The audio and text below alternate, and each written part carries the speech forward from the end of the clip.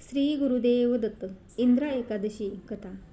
मत्स्य आणि भविष्य पुराणात सांगितले आहे की एकादशीच्या दिवशी उपवास ठेवून जे द्वादशीच्या दिवशी भोजन करतात, अशा व्रताने भगवान विष्णू अत्यंत प्रसन्न होतात. हे व्रत भगवान विष्णूच्या भक्तीला वाढवणारे आहे. अग्निपुराणात देखील म्हटले आहे की एकादशीला भोजन करू नये. हे व्रत भगवान विष्णूला प्रिय आहे. एकादशीच्या दिवशी व्यक्तीने आपला संपूर्ण वेळ भगवान श्रीकृष्णाच्या सेवेत घालावा आणि अधिकाधिक भक्तिमय सेवा कराव्या. श्रील प्रभुपाद म्हणतात की एकादशी हे पालन तत्वासाठी आहे, कारण तो भौतिक रोगाने ग्रस्त आहे.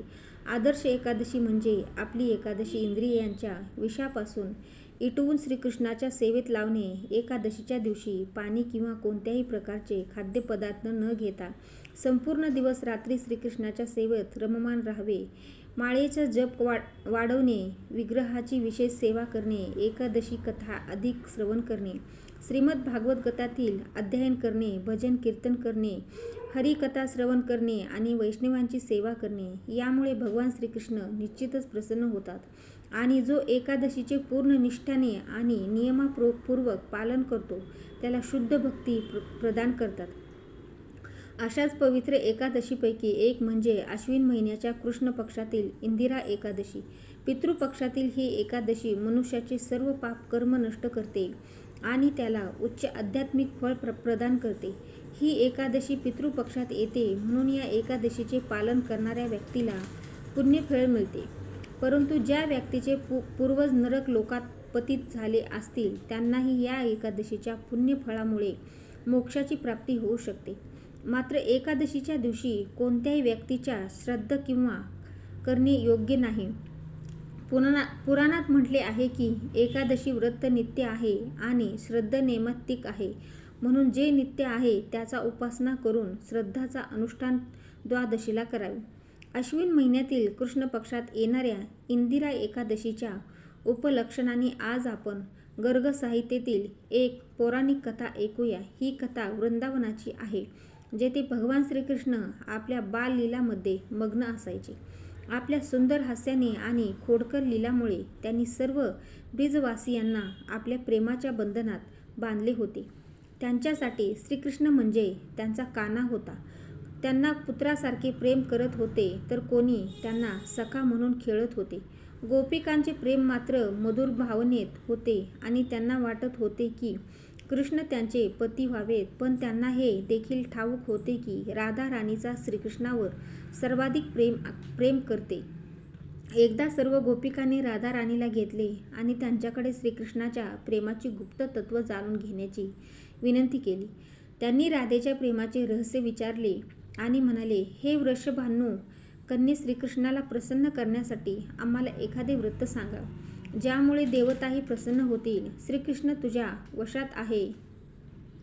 राणीने त्यांना उत्तर दिले, श्रीकृष्णाच्या प्रसन्नतेसाठी तुम्ही सर्व मिळून एकादशी व्रताचे अनुष्ठान करा. यामुळे श्रीकृष्ण तुमच्यावर कृपा करतील आणि यात काही शंका नाही. हे ऐकल्यावर सर्व गोपिका म्हणाल्या, हे राधिके, तू सर्व ज्ञानाची संपत्ती आहेस. कृपा करून आम्हाला हे सांग की पूर्वी कोणी हे व्रत केले आहे का आणि त्यांना याचे काय फळ आहे. यावर उत्तर देताना राधा राणी म्हणाल्या, हे गोपिकांनो, सर्वप्रथम देवतांनी आपले हरवलेले राज्य परत मिळवण्यासाठी आणि दैत्याचा नाश करण्यासाठी या व्रताचे पालन केले होते. त्यानंतर राजा वंशात होतो ज्यांच्या काही कारणास्तव त्यांच्या पूर्वजांना यमलोकात जावे लागते. आपल्या पूर्वजांचे उद्धार करण्यासाठी या राजाने देखील एकादशी व्रताचे पालन केले होते. लुंक नावाच्या राजाला त्याच्या पाप कर्मामुळे त्याच्या कुटुंबाने त्यागले होते. लुंकाने निष्ठेने एकादशी व्रत केले आणि त्याच्या फळस्वरूपात त्याला आपले राज्य आणि कुटुंब दोन्ही परत मिळाले.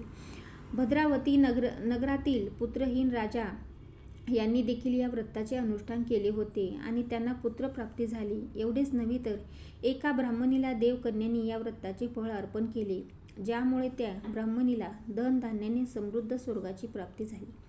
पुष्पांधती आणि मालवान हे पक्ष होते, पण कुबेराच्या शापामुळे त्यांना पिशाची योनी प्राप्त झाली होती. त्यांनी एकादशी व्रत केल्याने ते पिशाची योनीतून मुक्त झाले. पूर्वी भगवान श्री रामचंद्रांनी देखील समुद्रावर सेतू बांधण्यापूर्वी आणि रावणाचा वध करण्यासाठी एकादशी व्रताचे अनुष्ठान केले होते.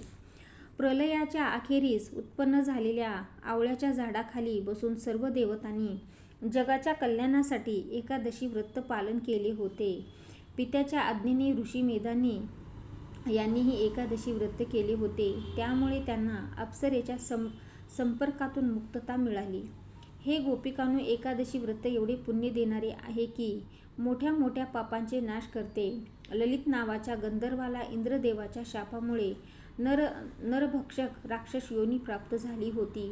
त्याने एका ऋषीच्या मार्गदर्शनाखाली केले, ज्यामुळे त्याला पुन्हा गंधर्व शरीर प्राप्त झाले. दुतुमार आणि अन्य राजांनी देखील एकादशी व्रताच्या पुण्य प्रभावाने परामगती प्राप्त केली होती आणि भगवान शंकर देखील ब्रह्मकपालातून या एकादशीच्या माध्यमातून मुक्त झाले होते. राजा अमरीश, राजा रुक्मंदर, हरिश्चंद्र यासारख्या महान राजांनी देखील एकादशी व्रताचे पालन करून भौतिक आणि आध्यात्मिक जगात सर्वोच्च स्थान प्राप्त केले होते. म्हणून हे गोपिकांनो, एकादशीला सर्व तिथींना परमेश्वरही समजा तिची तुलना करणारी दुसरी कोणीही तिथी नाही. या व्रताचे दृढ पालन करून तुम्ही देखील आमच्या प्रिय श्रीकृष्णाला नक्कीच प्रसन्न करू शकता. जेव्हा गोपिकाने राधा राणीचा मुखातून एकादशी तिथीचे महात्म्य ऐकले, तेव्हा त्या सर्व अत्यंत प्रसन्न झाल्या आणि त्यांनी पूर्ण श्रद्धा आणि दृढतेने एकादशी व्रत करण्याचा संकल्प केला. या सर्व गोपिकांनी पूर्ण भक्तिभावाने केलेल्या एकादशी व्रताच्या अनुष्ठानामुळे भगवान श्रीकृष्ण त्यांच्यावर अत्यंत प्रसन्न झाले आणि त्यांची हृदयातील इच्छा पूर्ण करत त्यांनी मार्गशीर्ष महिन्याच्या पौर्णिमेला त्या सर्व गोपिकांसोबत रामनृत्य केले. या प्रकारे एकादशी तिथी अत्यंत पवित्र आहे आणि सर्व व्रतांमध्ये श्रेष्ठ आहे. ही इंदिरा एकादशी व्यक्तीला सर्व प्रकारचे भौतिक सुख समृद्धी तर प्रदान करते, पण मृत्यूनंतर त्या व्यक्तीला परम आध्यात्मिक लोक प्राप्त करण्याची संधी देखील देते.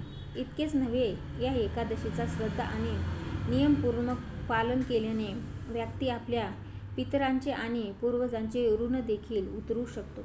जर त्यांच्या आत्म्याला दुसरे शरीर प्राप्त झाले नसेल किंवा ते अवांछित योनीत भटकत असतील, तर त्यांचाही उद्धार या एकादशीच्या पालनाने शक्य आहे.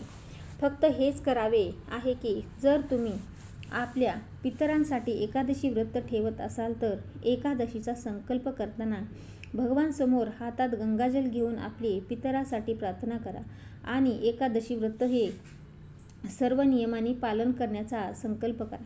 दुसऱ्या दिवशी जेव्हा एकादशीचे पारायण कराल तेव्हा सुयोग ब्राह्मण किंवा वैष्णवाला भगवानाला अर्पण केलेले भोजन प्रसाद रूपात खाऊ घाला आणि आपल्या सामर्थ्यानुसार त्यांना दान दक्षिणा द्या. त्यानंतर तुम्ही केलेल्या एकादशी व्रताचे फळ भगवान समोर अर्पण करा आणि आपल्या पितरांच्या उच्च गतीसाठी प्रार्थना करा. त्यानंतर तुम्ही स्वतः एकादशी पारायण करा. श्री गुरुदेव दत्त.